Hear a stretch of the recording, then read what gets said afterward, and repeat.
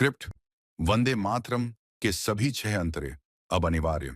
सरकार की नई गाइडलाइंस क्या कहती हैं? साल 2026 का फरवरी महीना है। दिल्ली के नॉर्थ ब्लॉक से जारी हुआ एक ऐसा आदेश जो हमारे राष्ट्रगीत की भूमिका को पूरी तरह से बदल देने वाला है। 6 फरवरी 2026 को भारत सरकार के गृह मंत्रालय MHA ने एक आधिकारिक निर्देश जारी किया, जिसमें कहा गया है कि अब से वंदे मातरम के सभी 6 अंतरे हर सरकारी कार्यक्रम, स्कूली सभा और सार्वजनिक समारोहों में पूरा गाया जाएगा। ये वही वंदे मातरम है जो बंकिम चंद्र चट्टोपाध्याय ने लिखा था, मूलतः संस्कृत और बांग्ला मिश्रित भाषा में। एक गीत जो भारत के स्वतंत्रता संग्राम में एक प्रेरणा बना, लेकिन जिसकी पूरी रचना को आजादी के बाद से औपचारिक रूप से शायद ही कभी मंच मिला। पंडित नेहरू की सरकार के समय सेक्युलर भावनाओं को ध्यान में रखते हुए केवल इसके प्रथम अंतरे को सरकारी कार्यक्रमों में अपनाया गया था। शेष 4 अंतरे अक्सर इससे अलग कर दिए जाते थे।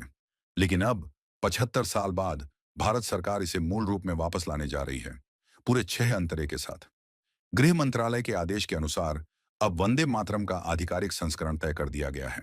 इसकी अवधि होगी 3 मिनट 10 सेकंड और यह हर उस अवसर पर गाया या बजाया जाएगा जहां राष्ट्र ध्वज उपस्थित हो या राष्ट्र का कोई उच्च अधिकारी, विशेषकर राष्ट्रपति या राज्यपाल शामिल हो।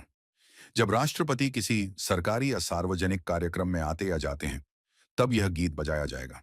गणतंत्र पुरस्कार समारोह, ध्वजारोहण, राजकीय सांस्कृतिक कार्यक्रम और यहां तक कि जब राष्ट्रपति का राष्ट्र को संबोधन आकाशवाणी या दूरदर्शन पर प्रसारित होगा, उससे पहले और बाद में भी वंदे मातरम का वादन अनिवार्य होगा। राज्य स्तर पर भी जब राज्यपाल या लेफ्टिनेंट गवर्नर किसी औपचारिक कार्यक्रम में शिरकत करें, तब इस गीत का वादन आवश्यक होगा।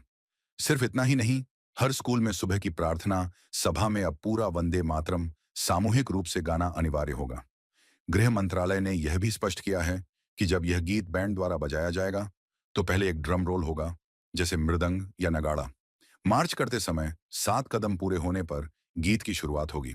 हालांकि इस आदेश में एक अपवाद भी जोड़ा गया है।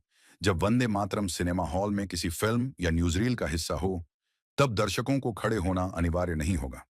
वजह यह बताई गई है कि खड़े होने से फिल्म देखने में बाधा आ सकती है और शांति भंग हो सकती है।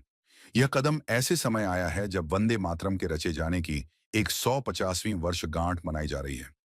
यह सिर्फ एक सांस्कृतिक निर्णय नहीं, बल्कि भारत की राष्ट्रीय भावना और प्रतीकों को दोबारा परिभाषित करने की ओर एक बड़ा कदम माना जा रहा है। इस निर्णय से स्पष्ट है कि भारत सरकार अब राष्ट्रीय गौरव से जुड़े गीतों और प्रतीकों को पहले से कहीं अधिक सार्वजनिक जीवन में लाना चाहती है और नई पीढ़ी को उनसे गहराई से जोड़ना चाहती है।